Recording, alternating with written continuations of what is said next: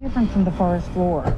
This is not for the faint of heart here. No, it's not. Walking at 100 feet up. But it gives you an extraordinary view of these redwoods. It really does. She guides us some 100 feet up on a suspension bridge where we sway between the redwoods. It gets you closer to the crowns. Yes. Where entirely different communities are living in these Absolutely. trees. So there are ecosystems there with mosses and lichens, with canopy soils, with salamanders that you just never would see on the forest floor. In fact, the wandering salamander is a permanent resident of the redwoods. It has no bones.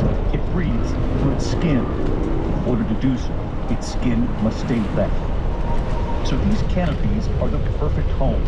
The salamanders are helped by the moisture that the redwoods whip from the clouds coming in from the Pacific. And some of these salamanders never leave their world above, never touching the forest floor.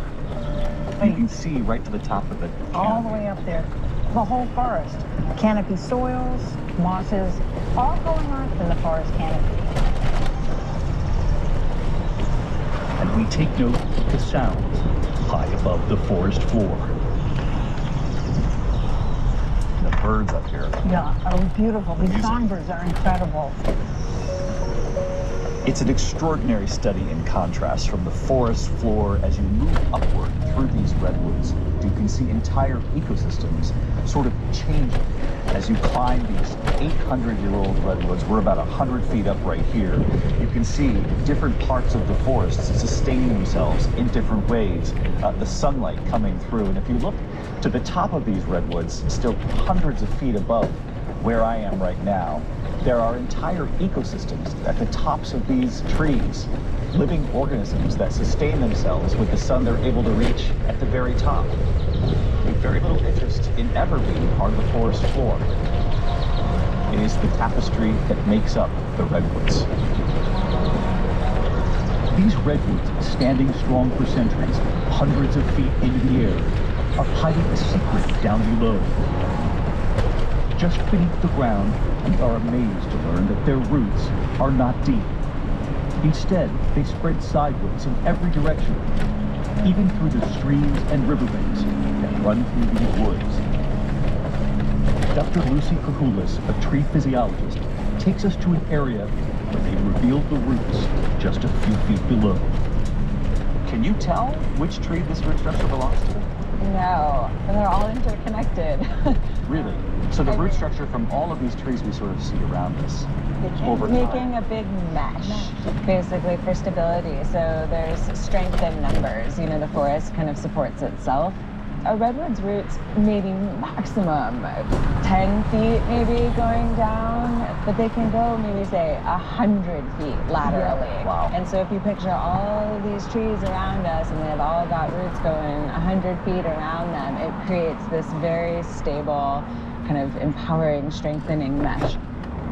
That mesh, the intricate but shallow root system below, allows the redwoods to rely on one another, to help each other survive the storms and the fires. But there was something else they faced here.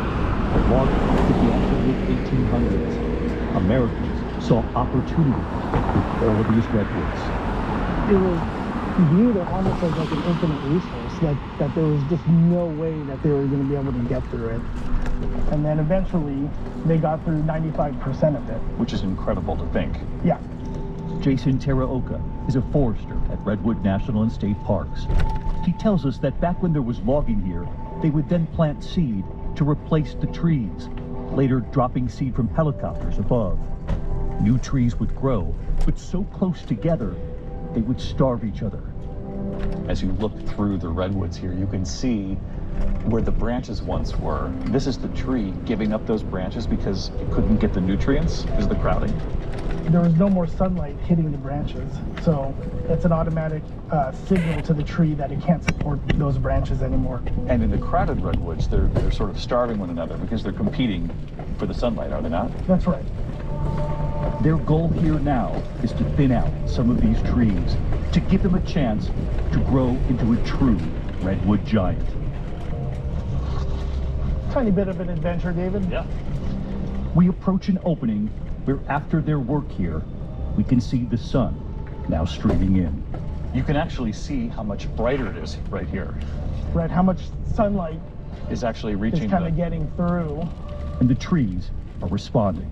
and you've seen literally the canopies growing before your eyes here. Yeah, I mean, that's got to feel somewhat hopeful for you. yeah, definitely. Watching the vigor of these trees develop from, you know, a tree that's almost literally starving to a tree that's vigorous and happy.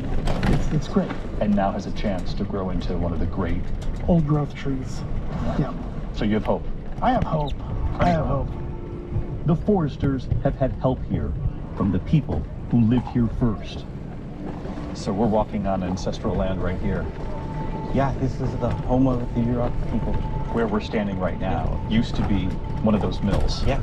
It used to be an old growth logging mill. Taking down the beautiful, massive old redwood trees. Yeah, and milling it here on this site. Joseph James is the chairman of the Yurok tribe. Native Americans were the original stewards here. And after decades of trying to restore the land, to clean the water, the mill is no longer here. The trees and the wildlife coming back. And we notice the elk emerging at the edge of the woods. We've seen their numbers grow as we've been standing here. Yeah. And to me, it just symbolizes the return of wildlife here and the land to what you believe it originally was. Well, we call that that's good medicine. That's good prayer. Restoring, bringing things back. That's the way it was. What comes to my mind and my heart is good medicine. Good medicine. Mm-hmm. And as we're talking, we marvel at their curiosity. This is incredible. Look at how close they are. Oh yeah, it's nice, beautiful. They're staring at us as we look out at the work you've all done to try to bring this back. It's a beautiful day. It's a good day for the Yurok tribe and Indian people and our partners who thought this day would never happen or never come. And as the sun was setting at Redwood National and State Parks, the elk were on the move. And Joseph, who grew up here, told me that the elk have never come that close. Yeah, that was the first time I came up close. Really? Yeah, That you've ever had that? yeah, that close. I mean, that's got to make you feel like there's been progress here. Oh, 100%, David. This is things that we pray for, to bring things back into balance. Makes your heart full.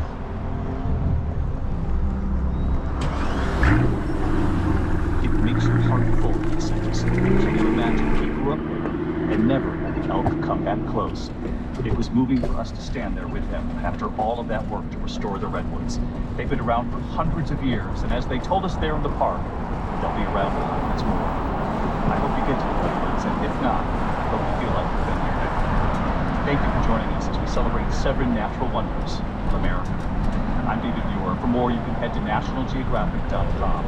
And from all of us here at National Geographic and ABC News, we hope to see you from another of America's natural wonders one day soon. Naomi loves the song Earning and Saving Money on Vinted. Don't wear it?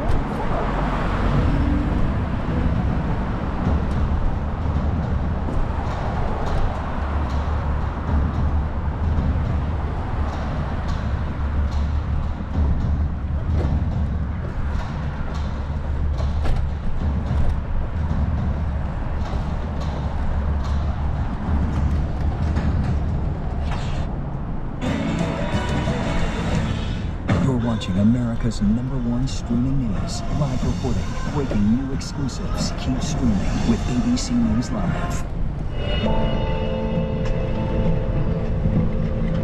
Every year, millions of people from around the world visit our nation's capital.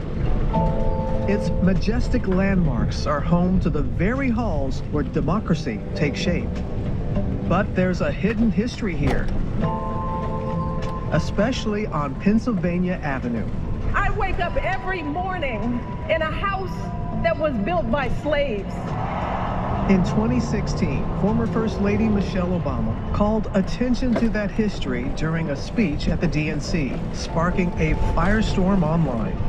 A lot of people were surprised by that because they don't really know much about the history of slavery in this country. And they don't like to think about these harder, darker, more difficult aspects of American history. Mrs. Obama's simple statement exposed a complex truth that's often overlooked. That the White House stands tall in part due to the unpaid labor of enslaved people who are involved in every aspect of its construction. Her comment inspired an ambitious question that for America's 250th anniversary, we set out to answer. Could we find the living descendants of the enslaved people who built the White House, an endeavor that's never been accomplished before?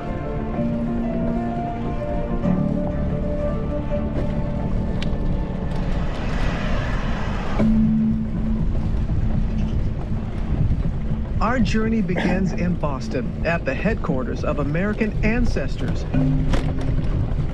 one of the country's largest genealogical organizations. There we challenge researchers from the 10 Million Names Project to collaborate on what would become a first-of-its-kind genealogical breakthrough. This is needle in a haystack stuff. You're looking for little property records. You're looking for birth records in churches, deeds, and bills of sale, anything with someone's name on them. But those are scattered all over the place. They're not all collected into a central resource. For Black Americans, it's a little bit more difficult to do this type of work because of the period of enslavement. The first census that records Black Americans is the 1870 census, because before that, enslaved Americans were only recorded as property alongside the cattle and the pigs. They weren't documented as human beings with their own full lives. Over 2 years of painstaking work, the researchers went through hundreds of records across several states, looking for names of the enslaved and attempting to piece together a family tree that would connect the past with the present. I didn't necessarily think that we could find living descendants, but you never really know if something's possible until you look. There were false hopes and dead ends. The whole team worked on it, which is like 20 plus genealogists. And then once we had a good sense of the best candidates to bring forward, there were 4 or 5 of us that slogged away at that for 2 years, really, before we found Ashley. Ashley Swain, neuroscience PhD and mother of 3, a potential living descendant. There was a lot of ups and downs here. Finding Ashley, it was like a celebration when we finally figured it out, because it was a lot of work. But first, her identity had to be confirmed. Hi, Ashley? Hi, yes. Okay. To ensure that the information we had was accurate. We believe that your ancestor made some very important contributions to our country. So I just have a few questions for you. Okay. Okay. So is your mom Jackie Smith? Yes, Jacqueline, Smith. Yep. Okay. And then her father is Robert Smith? Yes. Okay. And did he die in 2005? That's about right, yep. Okay. I'm talking to the right person. That's really great news. After that cliffhanger, Ashley was eager to learn more. Okay, so I'm beginning my packing. So we invited her to Washington, D.C., and she wanted her mother, Jackie, by her side. On a train to Washington, D.C. So, very excited. Seems surreal.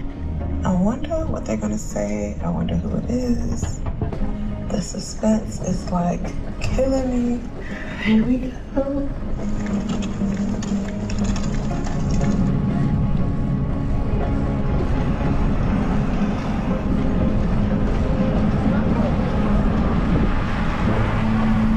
Their destination? The oldest private residence in D.C., the Octagon Museum. And after a busy morning of travel, it was finally time to reveal our incredible discovery. Hello. You must be Ashley. You both look great. Welcome to D.C. You made it in from Philly. Yes. You came in from the ATL. I did, yeah. Oh, okay. Now, how far back do you know your family history? Or what generation do you go back to that you can remember? Grandfather passed before I was born. Grandma died just before I was born. And that knowledge passed away with them? Yep. So we're going to go in the dining room. We have some people that are waiting there that are going to help you unravel your family history. You ready? Yes. You ready? I am ready. Come on. Wow, wow, wow. Hi, how you doing? Hi, Ashley. Lindsay and her fabulous team, they have uncovered some incredible information about one of your ancestors that is truly first of its kind. So before we get to that, just hearing that, what's going through your mind? I just said, oh, wow. Right? Yeah. I think for me, it's just excitement, nervousness, all the things. It's just like, how did I get here? Lindsay, the table is yours. So I'm going to just share with you, if we all can just pass these down. What we want to do is make connections between each individual. So you'll see Ashley, you're on the bottom here, and then Jackie, your grandfather, Ashley, and your father, Robert Smith. This generation, James Peter Smith and Beatrice Marie Hicks. This is your first great-grandparents. Your second great-grandparents are James Hicks and Fanny Rome. Your third great-grandparents are William Hicks and Sarah E. Ambush. They're from Washington, D.C. And then your fourth great-grandfather and grandmother are Calvert Ambush and Patsy Cried. At the top, we see Calvert Ambush. Can you please tell us the significance of this gentleman in American history? Your fourth great-grandfather, Calvert Ambush, was one of the enslaved men who built the White House. One of the most iconic landmarks in America. Really? Oh, my goodness. Yes, ma'am. Oh, my goodness. Your great-great-great-grandfather helped build The White House. the White House. Thank you, ladies. Wow. I'm a little teary-eyed. To know that you have an ancestor that has such a significant role in our country's history. Yes. Calvert Ambush, a name reclaimed, an ancestral family connection restored. And Lindsay, how were you able to determine this? How do you go about with enslaved individuals to get the information? We know that Calvert was one of the people who built the White House from this payroll record. Is this a first for a genealogical organization to be able to link a living descendant to an enslaved individual like this who worked on the White House? Yes, this is the first time we've been able to make the connection. It's incredible that the two of you are sitting here with me. I've been looking for you for 2 years. And I want to bring you in on the conversation here. Just give us the historical context. We know the original White House begun construction in 1792, but then, after the White House was burned in 1814, in 1829, President Andrew Jackson had the North Portico built. And that's when we find Calvert Ambush employed. Oh, my goodness. And the North Portico, that is the iconic shot Yeah. of the White House. Have you been to the White House? Maybe when I was a kid. Well, look, we have some images of the early plans of the White House with the North Portico. Wow. Here, the floor plan here. Wow. Here's an early picture from the 19th century, an etching there. And this part of the White House looks very much still the same. That's right. When we think of the White House, we think of the North Portico as its defining feature. And you can see here, throughout history, very important events have happened there. So here is the funeral of President Warren G. Harding in 1923. Here is President John F. Kennedy. Wow. And here, of course, is First Lady Michelle Obama and President Barack Obama. This is what I thought about. Why? I'm going back to the moment when President Obama was first elected. I was an undergraduate at Spelman College, and to know that I'm a descendant of someone who helped build the White House, where the first Black African American president was, gives me goosebumps, and it's like something I would have never thought or imagined. There are some mixed emotions with a revelation like this. Mine are mixed as a historian, because my ancestors were also enslaved. And it makes me think that there's a larger history of the contributions of Black people to this country that are not well known and not widely acknowledged. And I'm proud, but also frustrated that often those people are disparaged as if they made no contribution, as if by virtue of being enslaved, they didn't count, as if by virtue of not being powerful people, they didn't matter. And they clearly did. And Jackie, for you to know that he did this hard work, this back-breaking work with such little recognition, are you delighted that now more people are going to be aware? Oh, yes. I'm definitely going to tell my family because I'm looking at the names at the top. Patsy, that's two of my cousins' names. Wow. The names that's on here is like my cousins have these names. Wow. And you didn't know, this is the first time you're seeing the tree like that, yet Right. these names are passed down. I'm just looking at the names. Family is like all in there, yes. And there's more to Calvin. There's more to his story. Coming up, Ashley and Jackie venture around Washington, D.C. to learn more details about their ancestor, Calvert. It feels surreal. The fact that this is the original document, I almost don't want to touch it. A free gift for my Medicare number. Dad. Come on. I know this is fraud. Never accept gifts for your Medicare number. And get wise to Medicare fraud. Learn more at medicare.gov/fraud. Skyscanner searches billions of prices from all our favorite travel sites in one place. Grand Canyon University offered nearly $161 million in institutional scholarships to online students in 2024, in addition to federal grants and aid. See what scholarships you may qualify for. Find your purpose. Visit gcu.edu/myoffer.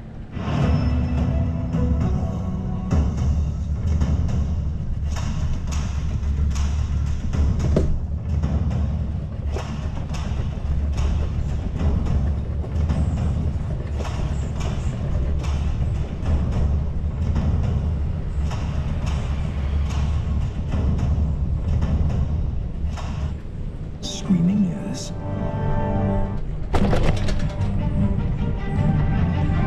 With a revelation like this, how were you able to find Ashley to make this happen? We start with things like payroll records, and we just need to have focused time and attention on those records. And those records are key. So the next day, Ashley and Jackie headed to the National Archives to meet up with Jesse Holland, a George Washington University professor. Hi, I'm Jesse Holland. Hi, Ashley. Hi, Jackie. Inside this building, the most historically and legally significant documents in the country are preserved. I've never been in here before. It is an absolutely gorgeous building. Holland is an author and expert on the untold history of enslaved labor in Washington, D.C. I know you have a famous ancestor who helped work on the White House. In this box, we have the receipts. This is how we know enslaved African Americans were used in the construction of the White House. The government rented these slaves from their white slave masters. And here in this record, we can find a name that should look very familiar. This 197-year-old document is the authentic handwritten government payroll from 1829, listing some of the men who worked on the construction of the White House. So if we look down this side, I see it. Including their ancestor, Mr. Calvert Ambush, who worked a total of 36 days in the hot summer of 1829. Calvert Ambush. how much did they pay him? We see up here in this column that they have 75